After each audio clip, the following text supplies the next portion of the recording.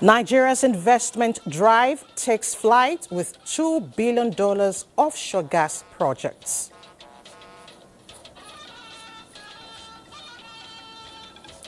Governor Peter Mbah of Enugu State joins the Progressives train.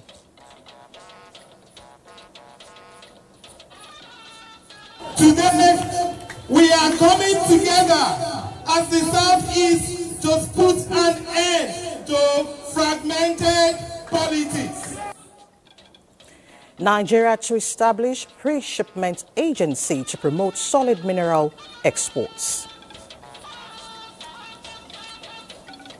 We are going to start an SMDF high-impact mineral exploration program.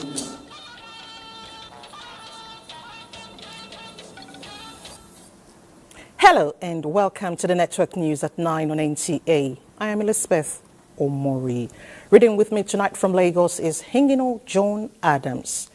Ben Adams, our busy businessman, will bring us some trending reports from the business arena. Benny? Well, it's a 0-0 at the end of trading, meaning the market closed flat, and not just in Nigeria, but across key African countries. An opportunity for new investments. And with the situation surrounding Super Eagles' win, Bade Adeleye will still bring us actions from the sporting world. Bade. And of course, Elizabeth, let's clear the confusion. The Super Eagles did what they needed to do to qualify for the playoffs. They're in the playoffs. And of course, will the road be smooth? No. Surmountable? Yes. We'll give you more when we get to sports. Okay.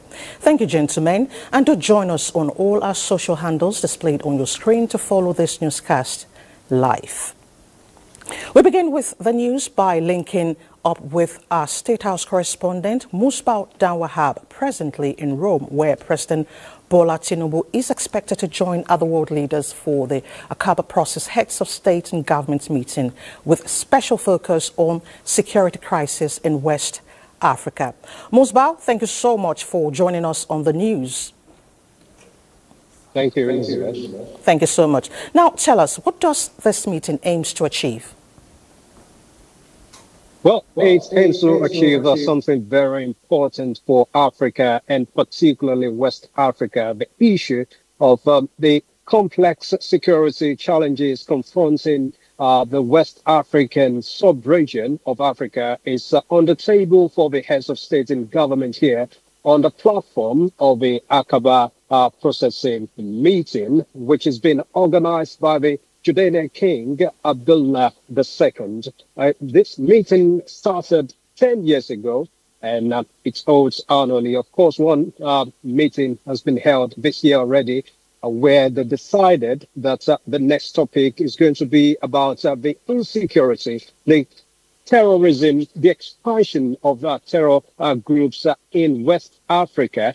And, you cannot talk about West Africa without Nigeria being featured prominently. And so let's get to know why this is important to Nigeria, this meeting, talking about countering terrorism and the expansion of the groups on the sub-region. Thank you so much for joining us, Honorable Minister of Defense from Nigeria, Mohammed Badaru. Thank you very much. Can you just tell us why this meeting is so important to Nigeria? President Bola Tinubu is here to participate in the meeting in Rome. Well, the Akaba process is a high-level forum that brings together leaders across the world to discuss security issues. And this time around, they are discussing security issues in West Africa and the Sahel, which is very, very important for us. Both military leaders and security leaders, as well as intelligence leaders, gather.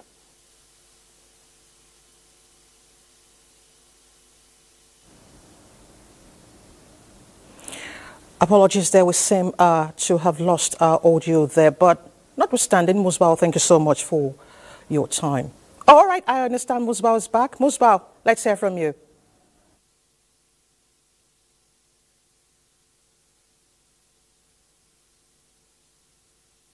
Will certainly work together, collaborate together, with West Africa in ending terrorism.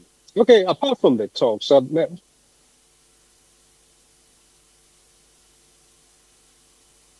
should acting government after this meeting? I believe previously we received some of this support, especially from Jordan, years back. And I believe there will be a lot of support. But most importantly, intelligence sharing in both terrorism financing, movement of small and light weapons, and tracing and tracking of terrorists around the world. Thank you so much, Honorable Minister Mohammed Badr, Minister of Defense, Nigeria, for talking to us. Thank you very much. All right. Now, the capital city of Italy, Rome, is on the look with security, different layers of security checks in place as we speak.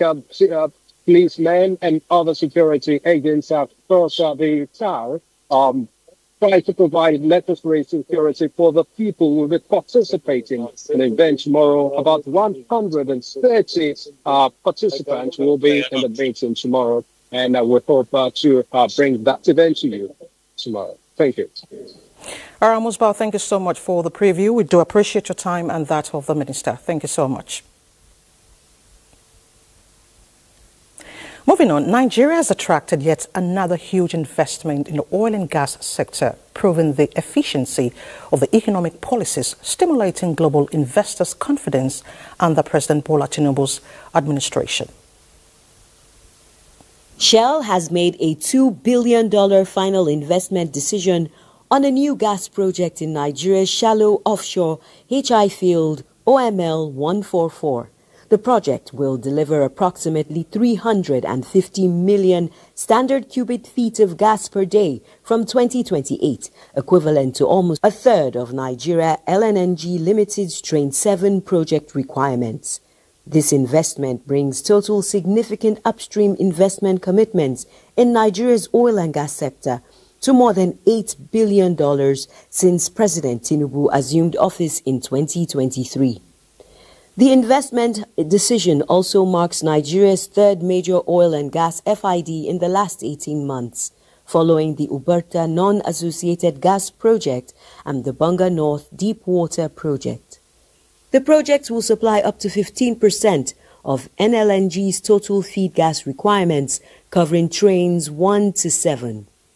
President Tinubu says this investment signals renewed global investor confidence in Nigeria's economy.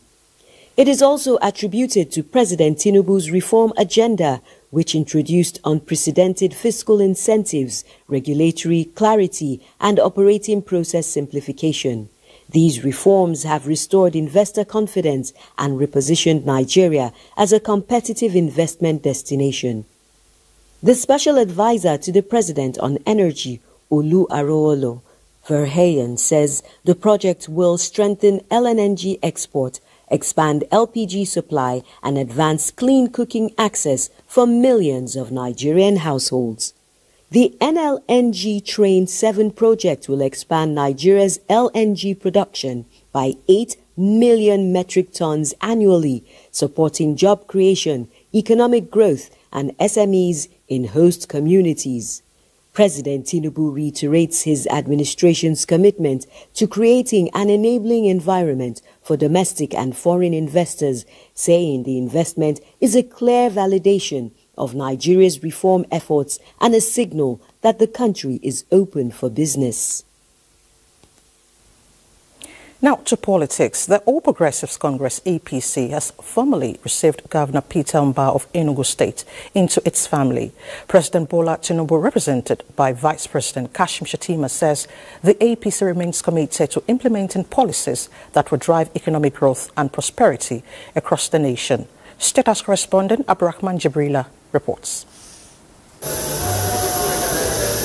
Vice President Kashim Shettima arrived at the Akanu Ibiam International Airport, Enugu, received by Governor Peter Mbah, National Chairman of the ruling party, and other stalwarts.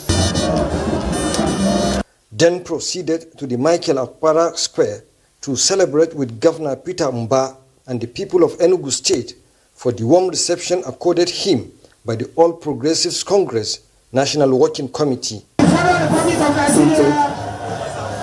People from all walks of life celebrating with the governor. I hand over to you this flag as a symbol of your transition into progress.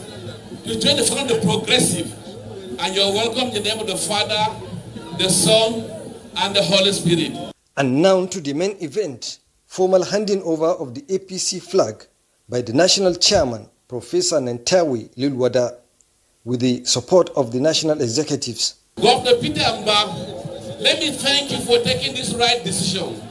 You have to lead your people from Egypt to the promised land. Lead your people from depression to progress. Today we've seen a new Enugu state. Your governor is progressive. APC is going to take over the whole entire Southeast, because Enugu is the heartbeat of the southeastern Nigeria. Is it true? Yes, sir. When we have Enugu, are we not having Southeast as a whole? Are we going to do that? From the airport coming here, when I said Peter Mba, you said transformation. Peter Mba, Transformation. Peter Mba, Transformation. where then should he be? A man that is transforming, a man that is performing, should belong to the progressive family. Collectively, we are making an end to fragmented politics in the Southeast. Today, we are coming together as the Southeast to put an end to fragmented politics. Vice President Kashim Shettima assured the governor of support to actualize the renewed hope mandate of the Tinubu administration. We are one family tied to a common destiny. I want to assure all of you that you are very much welcome to the APC, and we are one big family. Be rest assured that you will be treated justly and fairly, and all the developmental initiatives that have been planned for the Southeast will certainly reach the Southeast. Indeed, tomorrow is here. Not only tomorrow, the future is here today. God bless Enugu State. God bless the Federal Republic of Nigeria. May God bless us all. Governor Peter Mba is the third governor that joined the APC from the southern part of the country this year, with the sole aim of joining the progressive team for a better Enugu State and Nigeria. From Enugu, Abraham Jibrila, NTA News. Away from politics, Vice President Kashim Shettima has assured Nigerians that the economy has turned a corner for the better and the hardship being endured will soon be over. The Vice President said this at the first Nigeria Renewable Energy Innovation Forum in Abuja, where he emphasized that Nigeria must not only participate in Africa's renewable energy drive but must lead it. Dennis Adegnui reports. First Nigeria Renewable Energy Innovation Forum, convened by the Rural Electrification Agency, REA, is seeking investments in local production of renewable products. And for Vice President Kashim Shettima, it serves as a platform to establish Nigeria as a hub for renewable energy manufacturing in Africa, and Nigeria's energy transition presents an investment opportunity of over $410 billion between now and 2060. And from this figure, more than 23 billion naira is required to expand energy access and connect the millions of Nigerians who still live in energy poverty. But beyond access lies our grander ambition, which is to deliver a power system capable of 277 gigawatts of total installed capacity by 2060. This ambition demands more than investment. It demands innovation, local capacity, and commitment. That is why the team of this year's forms implementing the Nigeria First policy, facilitating local content development and manufacturing in the renewable energy ecosystem is not only timely, but indeed essential. Under the forum, more than $400 million is being invested into Nigeria's renewable energy manufacturing value chain, thereby creating employment opportunities.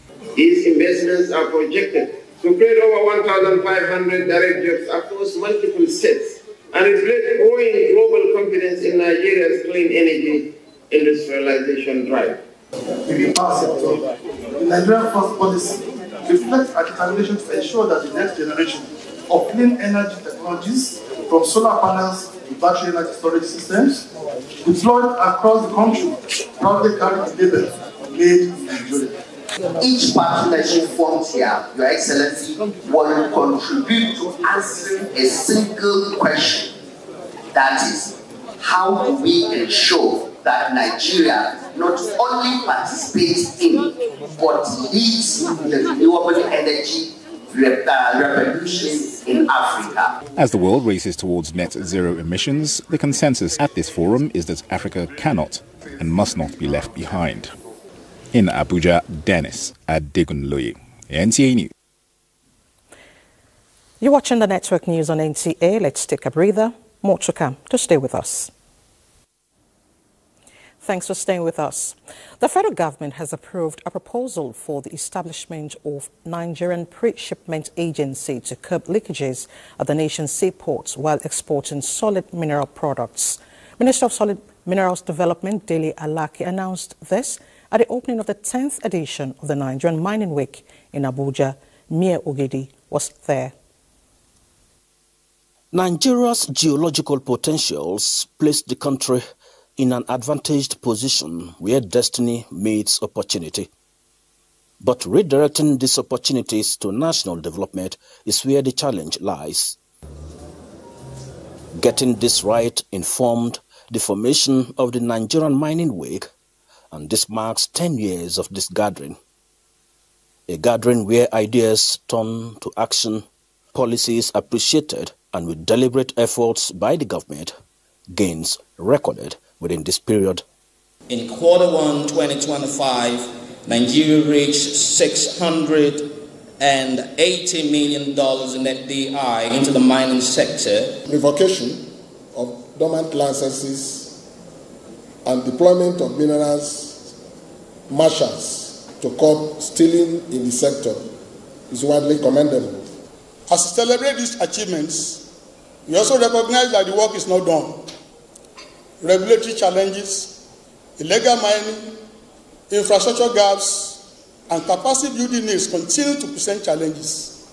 No journey is 100% challenge-free, but the federal government believes no cause for alarm. Because of the loopholes we've identified, the President has graciously approved the establishment of a pre-shipment inspection agency for the solid mineral sector. We are going to start an SMDF high-impact mineral exploration program, a grant funding program which is to provide financial and technical support to proponents exploring for minerals in Nigeria.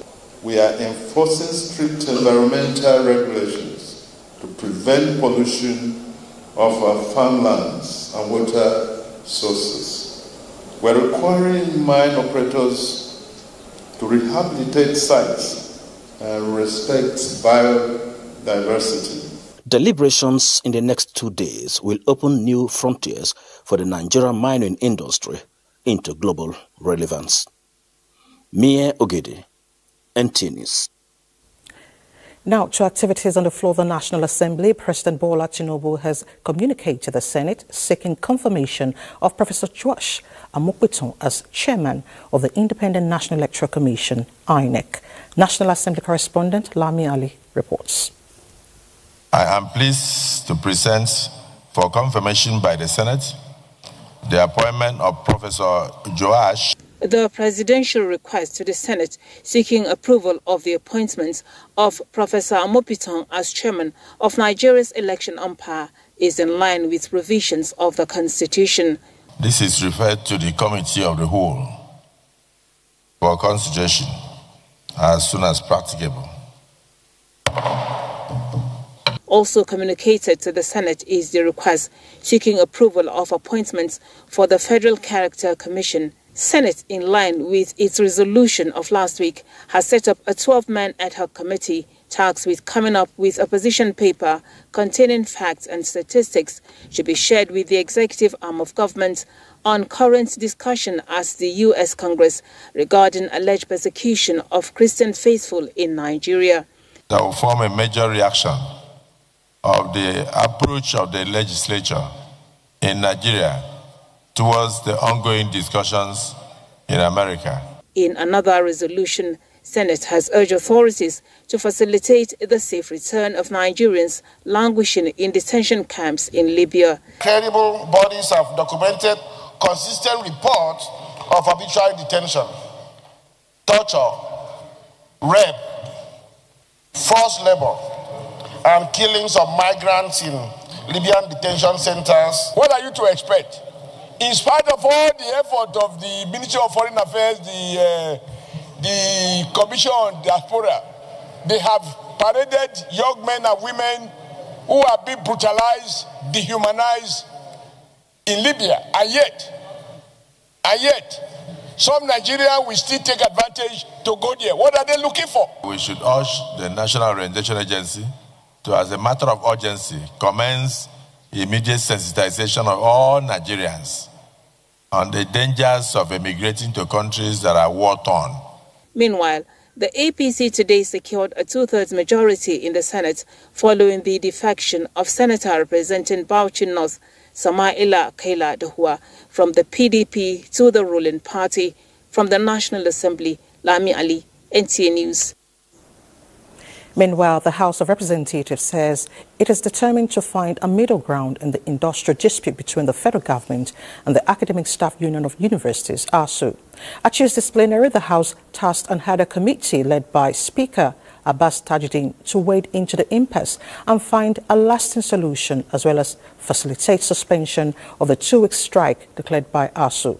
National Assembly correspondent Mitari Ikmen reports. Lawmakers are concerned that ASU's 2-week warning strike could snowball into a bigger crisis that will deepen the frustrations of students, parents and lecturers.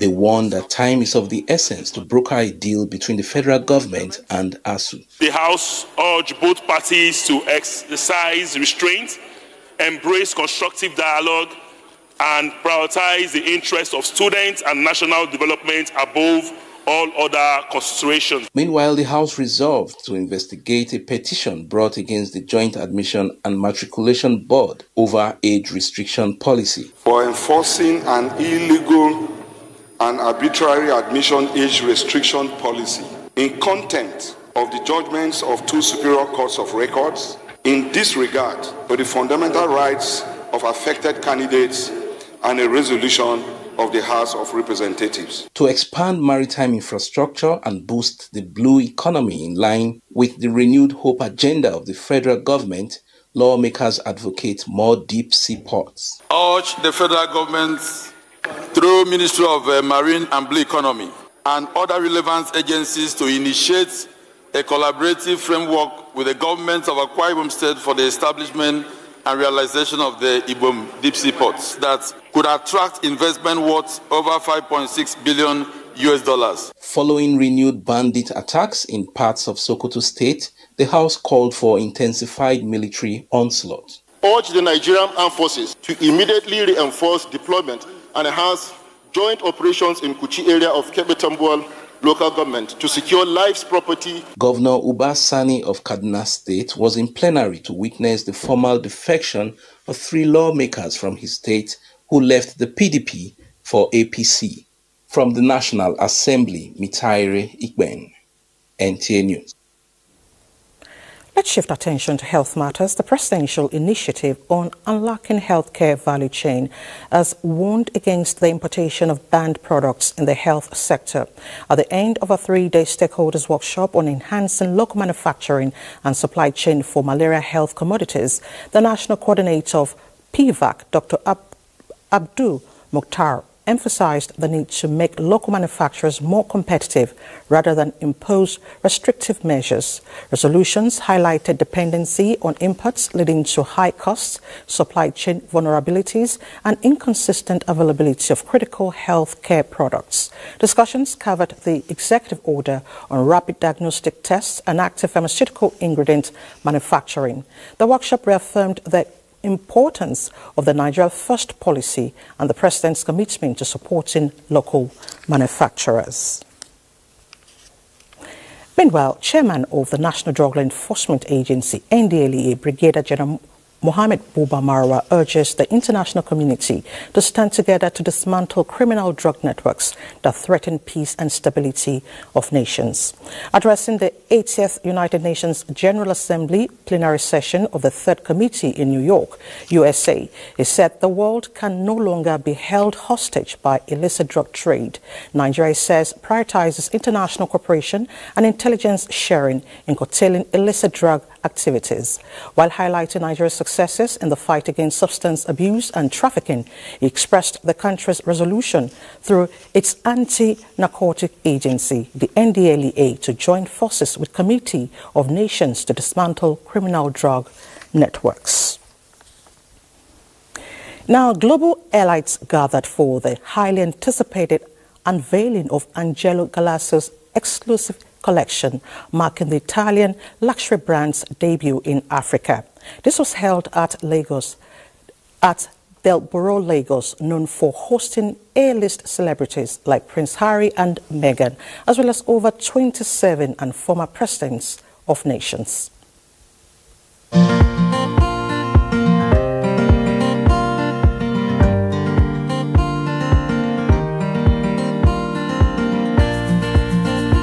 The Del Borough, Lagos, Africa's premier luxury destination, recently played host to an unforgettable evening as Italian luxury fashion house Angelo Gassallo unveiled its exclusive collection in Nigeria. For the first time in Africa, the renowned brand brought its high-end menswear to the continent, drawing in global elites and cementing the Del Borough, Lagos's reputation as a hub for luxury and sophistication. The audience was mesmerized by the brand's latest creation, showcasing refined, high-end menswear that embodied the philosophy of evolving tradition. Each piece was a masterful blend of classic tailoring and modern sophistication, reflecting Angelo Galasso's dedication to craftsmanship and style. The Del Borough, Lagos state-of-the-art facilities and exceptional service made it the perfect settings for this high-end fashion event. As the luxury landscape continues to evolve, the Del Borough, Lagos remains the forefront, hosting events that bring together the world's elites.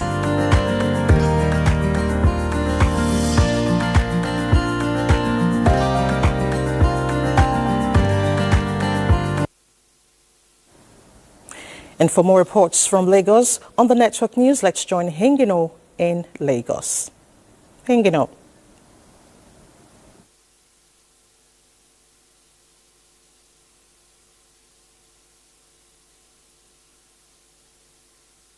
And welcome to Lagos. The leadership of Zenith Bank PLC says the bank is the most profitable bank, with prices of its stock indicating a double increase during the recapitalization exercise from 36 naira 50 kobo to over 68 naira per unit share. This was stated by the hierarchy of the bank, led by its founder, Jim Ovia, and Group Managing Director, Adora Umeoji, during the closing gong ceremony commemorating the completion of its capital raising exercise on the floor of the Nigerian Exchange Group Limited. Amaka O reports. The sound of that gong rang by the founder of Zenith Bank PLC, Jim Ovia, signaled the end of the successful capital raising exercise. The recapitalization process embarked upon by the financial institution, the group managing director of the bank, Adora Umoji, says shows investors' confidence in the bank and has earned the bank surplus in profit, with proceeds from the capital raised deployed to opening new branches in Paris, Côte d'Ivoire, and 8 other African, Francophone, and East African countries. The NGS Invex platform has really been a very big tool used to play a pivotal role in the success of the recent recapitalization exercise, which achieved 160% subscription by Zenith Bank. And I'm happy to announce that the half-year result of this year, 2025, that Zenith is the most profitable bank in Nigeria. For the chairman, Nigerian Exchange Group Limited, and the chief executive officer of the Securities and Exchange Commission, both applauded Zenith Bank PLC for the impressive success of promising to strengthen collaborations. The NGX, they say, recorded a significant increase in shareholders' base in the last 2 years, from 100,000 shareholders to over 1 million shareholders, while urging more companies to get listed on the exchange. We thank those that are listed, those that are not listed, please come and join so that we can share the not only success story but the wealth of this country. At assumption of office, market capitalization was 55 trillion. Today, it's roving around 89 and 93 trillion. Zenith Bank PLC boasts of over 700,000 shareholders since it got listed on the Nigerian Exchange Group Limited, and it remains an investor's delight, as an investment in the bank is an investment in value. In Lagos, Amaka O, NTA News. Still staying with the banking sector, the First City Monument Bank Group PLC has launched a public offer of 160 billion naira with 10 naira per unit share to raise funds as part of efforts to recapitalize its banking subsidiary. The Group Chief Executive Officer, First City Monument Bank Group, Ladi Balogun, says the public offer is to enable the FCMB Group to retain its international license and, in collaboration with Nigerian Stock Exchange Group Limited, contribute to economic growth of the nation. Amaka O again reports that this was stated during a recent press briefing at the Nigerian Exchange Group Limited. Highlighting the critical role of financial institutions to the growth of the Nigerian Exchange Group, the Chief Executive Officer of the NGX, Jude Chiemeka, acknowledged the contributions of financial institutions such as First City Monument Bank Group, the FCMB, listed on the NGX since June 2013. Among other financial institutions that have contributed 75% of stocks traded on the NGX, with over 7.6 trillion worth of securities, and has paid over 67 billion naira as dividends to investors. FCMB has demonstrated resilience, innovation, and sound corporate governance.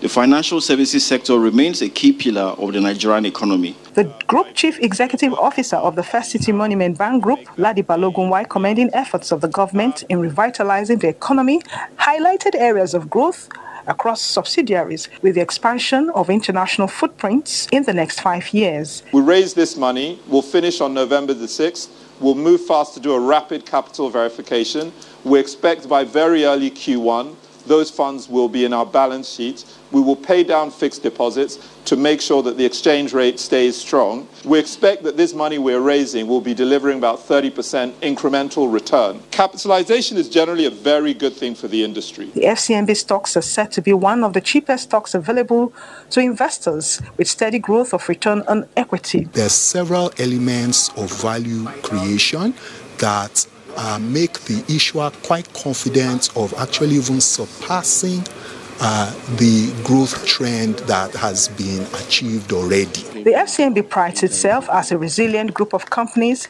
leveraging technology, while noting that the FCMB capital market remains the first among other issuing houses across the country. In Lagos, Amaka O, NTA News. That's it from here. Network News will be back after this break. You're still watching the Network News on NTA, and it's time to talk business, and our busy businessman is ready. Benny?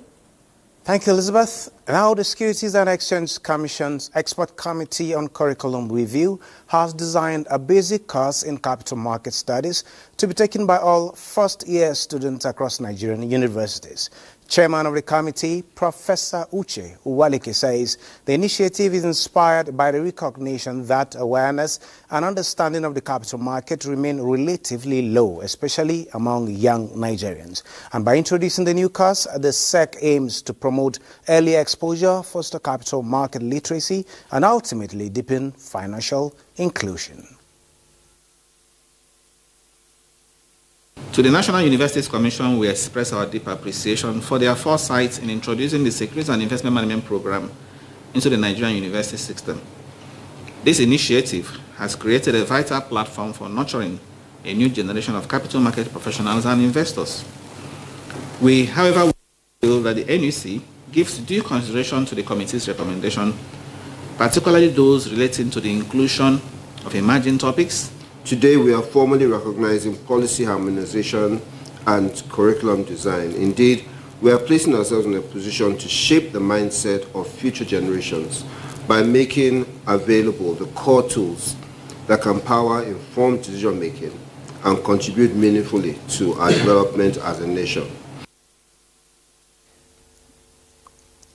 Now, still talking about the capital market, the Nigerian equities ended its 11-day bullish run as market closed flat, with investors losing 3.98 billion naira. And looking at the numbers from Nigeria to South Africa, the JSE Top 40, as well as the Tunisia Tune Index, they are all in red. What an opportunity for new investments in beers across the continent. Think about it as you keep doing business. This is it on Business Side this time. Elizabeth, you can take it from here.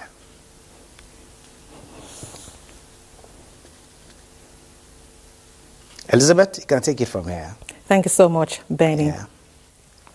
Still on economic matters, in April, the United States of America announced sweeping tariffs 6 months on. The International Monetary Fund says the good news is the impact of the tariffs has so far been smaller than initially feared.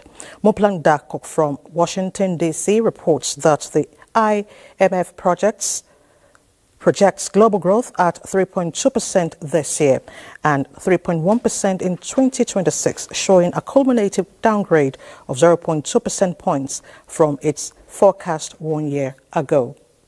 Clearer bilateral and multilateral trade agreements and lower tariffs can help boost output in the near term.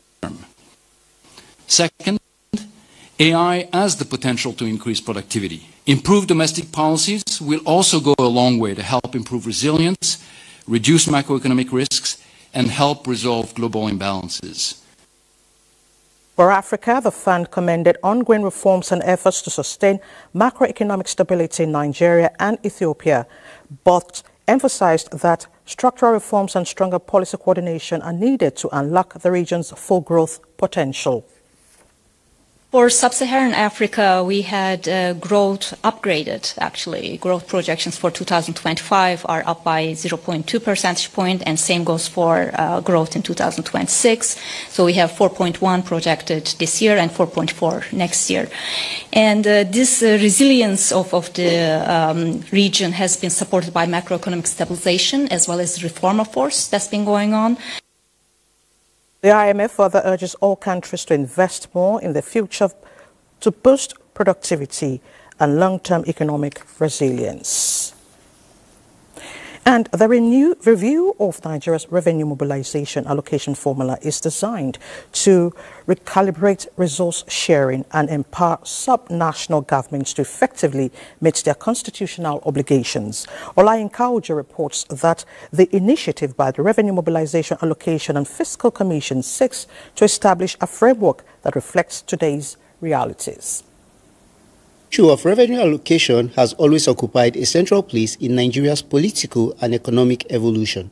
This underscores the need for continuous conversations on reviewing the country's allocation formula. This engagement will not only enrich the ongoing technical work, but also strengthen national consensus on what constitutes fairness, balance, and sustainability in our fiscal arrangements. Hinged on three core values: constitutional and legal perspective, economic and fiscal reality and governance, panelists at the forum stimulated informed dialogue on how best to restructure the revenue sharing system to reflect current economic realities. The state government and the local government also have a responsibility to also manage security. So that when we're doing that, the state has information should also be taken to constitution. We just defer on it. We are putting in place a plan that we believe will help us achieve a $1 trillion economy by the year 2030. Equally, Mr. President and the National Economic Council have approved a renewed world development plan. A country cannot make the tremendous bounds and leaps that we require with such acts that are not reviewed over such a long time, that speak to the core aspect of what governance and government is all about. The ongoing review represents a major milestone in Nigeria's collective march towards a true fiscal federation, Olainka Ojo, NTA News. To security matters, Nigeria must look inward to develop strategies and strengthen its military-industrial complex. This is to effectively tackle contemporary security challenges. Defense correspondent Ismail Musa reports that the Secretary to the Government of the Federation, George Akume, stated this in a message at the Defense Research and Development Bureau Annual Seminar and Exhibition 2025 in Abuja. An airboat prototype equipped with 800 horsepower engine and a maximum speed of 100 kilometers per hour, produced by the Defense Research and Development Bureau in partnership with the private firm. The airboat is designed to overcome the challenges associated with accessing the shallow waters of the Lake Chad Basin, as well as the swampy and marshy creeks of the Niger Delta, often exploited by criminal elements. The Defense Research Development Bureau, established in 2017, seeks to promote the nation's military-industrial complex to enhance ongoing internal security operations. As we continue to build homegrown technology, there must be homegrown acceptance of this technology. The 2025 Defense Research and Development Bureau Seminar and Exhibition aims to promote indigenous defense innovations in science and technology and strengthen collaboration with the private sector to enhance domestic production. Most of our research activities at the Bureau are driven by the contemporary security environment and the needs of the armed forces. Challenges we face are a Nigerian challenge, and it takes all of us hands on deck in solving the solution. Major threats are domestic. It implies that the solution must be homegrown or readily adaptable. The seminar focuses on encouraging local production of military hardware through research and innovation to boost national security. In Abuja, Ismail Musa, NTA News. Let's take another break, and when we return, sports update with Bade Adeleye. I'm Elizabeth Omori.